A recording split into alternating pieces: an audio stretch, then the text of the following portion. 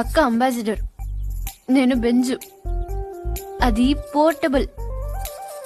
నేను ప్లాస్మా, అది life boy. నేను లక్స్. అందుకే నా అన్న దానికి ప్రాబ్లం కాకూడదని ఇలా వచ్చాను. దేవుడు దయ వల్ల దానికి పెళ్ళైపోతే అక్కడ గంటకు తగ్గ బంచులా ఏ హృతిక్ రోషనో అభిషేక్ బచ్చనో దొరకపోలే. చూసావా, నువ్వు కూడా చూపు తిప్పుకోలేకపోతున్నావు. అయ్యో దేవుడా, ఎందుకయ్యా ఇంత అందం ఇచ్చావు నాకు.